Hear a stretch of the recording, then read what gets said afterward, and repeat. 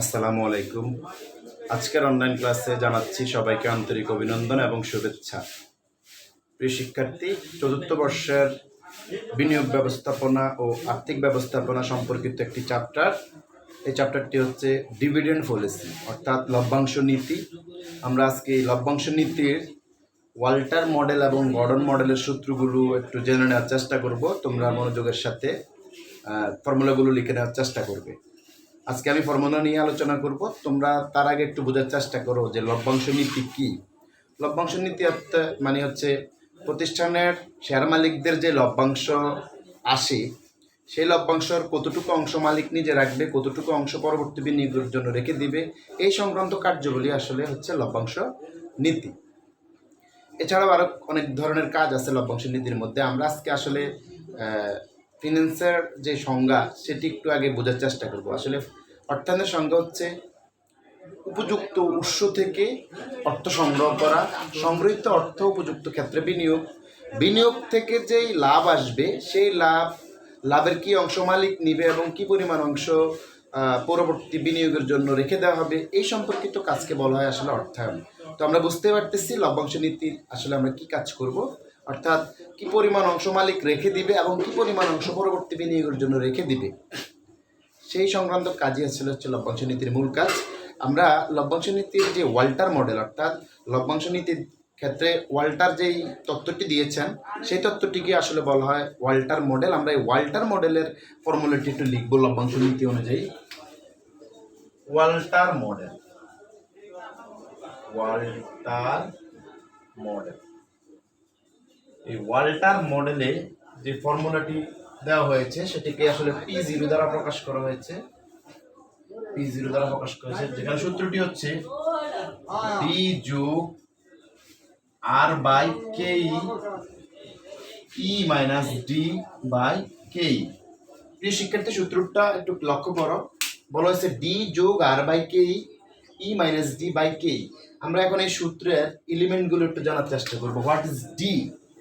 D বলতে আসলে বোঝাবে ডিভিডেন্ড, ডিভিডেন্ড পার শেয়ার, অর্থাৎ শেয়ার প্রতি ডিভিডেন্ড কত সেটাকে বলা হবে ডি। এই ডি নির্ণয়ের সূত্র হচ্ছে টোটাল ডিভিডেন্ডকে আমরা ভাগ দিব নাম্বার অফ শেয়ার দ্বারা, নাম্বার অফ শেয়ার দ্বারা।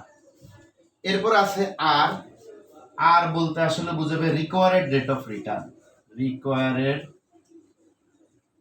Rate of return. অনেক সময় আর কে বলা হয় ইন্টারনাল রেট অফ রিটার্ন। এছাড়াও আছে আমাদের কেই। কেই বলতে আসলে বোঝাবে কস্ট অফ ইকুইটিকে। অনেক সময় কস্ট অফ ইকুইটিকে বলা হয় ক্যাপিটালাইজেশন রেট, ক্যাপিটালাইজেশন রেট। এই কেই বের করার ফর্মুলাটি হচ্ছে 1 কে ভাগ দিতে হবে প্রাইস আর্নিং রেশিও দিয়ে। অনেক সময় প্রশ্নে সরাসরি থাকবে, অনেক সময় আমরা এই কেই বের করার ক্ষেত্রে সূত্রটি প্রয়োগ করব 1 ভাগ পি রেশিও। এখানে পি রেশিও বলতে প্রাইস আর্নিং রেশিওকে বোঝাবে। এছাড়াও আছে ই। ই বলতে আসলে বোঝাবে আর্নিং পার শেয়ার, আর্নিং পার শেয়ার, অর্থাৎ শেয়ার প্রতি আয় কি। এই ই বের করার সূত্র হতে পারে, ই বের করার সূত্র হতে পারে ইএটি অথবা ইএসিএস কে নাম্বার অফ শেয়ার দ্বারা ভাগ দিতে হবে, number of share, number of share দ্বারা ভাগ দিতে হবে। তাহলে প্রিয় শিক্ষার্থী লক্ষ্য করো, আমাদের এই যে ওয়াল্টার মডেল, ওয়াল্টার মডেলের যে ফর্মুলা সেটা হচ্ছে ডি যোগ R by K E minus D by K. এখানে ডি বলতে ডিভিডেন্ড পার শেয়ারকে বোঝাবে, আর বলতে বোঝাবে রিকোয়ার্ড রেট অফ রিটার্ন অথবা ইন্টারনাল রেট অফ রিটার্নকে, কে বলতে বোঝাবে কস্ট অফ ইকুইটি অথবা ক্যাপিটালাইজেশন রেটকে বোঝাবে কে ই। এবং এই কে বের করার সূত্রটি হচ্ছে 1 ভাগ পি রেশিও।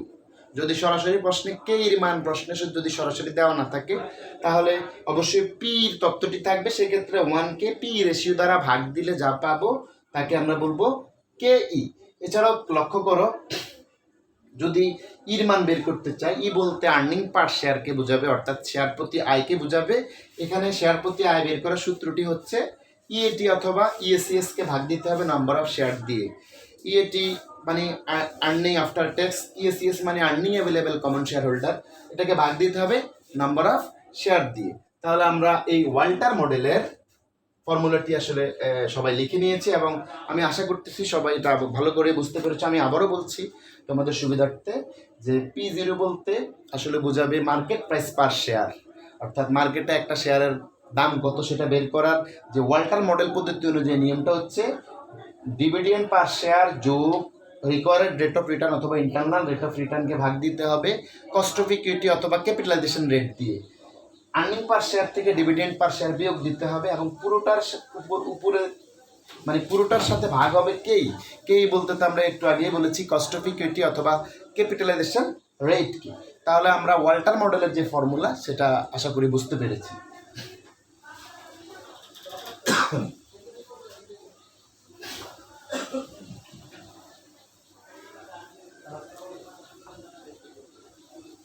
প্রিয় শিক্ষার্থী, আরেকটু লক্ষ্য করো, এবার আমরা শিখব গর্ডন মডেল।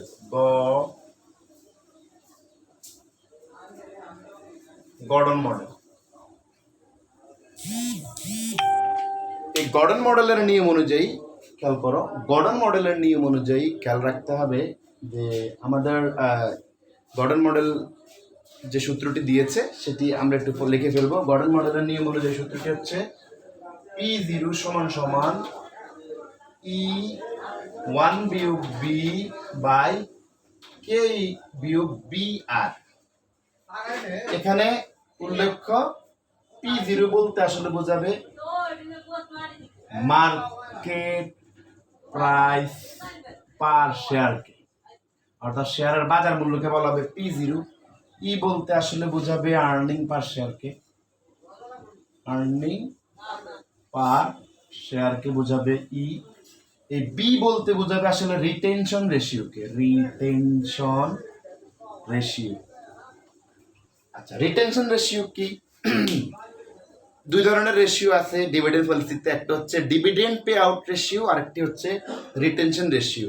মনে রাখবে প্রশ্নে যদি ডিভিডেন্ড পে আউট রেশিও 60% হয় তাহলে বাকি 40% হচ্ছে রিটেনশন রেশিও। আমি আবারও বলছি, ধরো প্রশ্নে বলা আছে 70% ডিভিডেন্ড পে আউট রেশিও, তাহলে বাকি 30% হচ্ছে রিটেনশন রেশিও।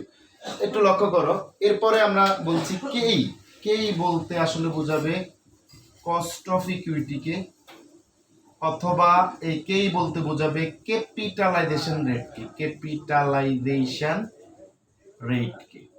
এছাড়াও আছে আর বলতে আমরা ওয়াল্টার মডেলে শিখেছিলাম, আর বলতে আসলে বোঝাবে ইন্টারনাল রেট অফ রিটার্নকে, ইন্টারনাল রেট অফ রিটার্নকে।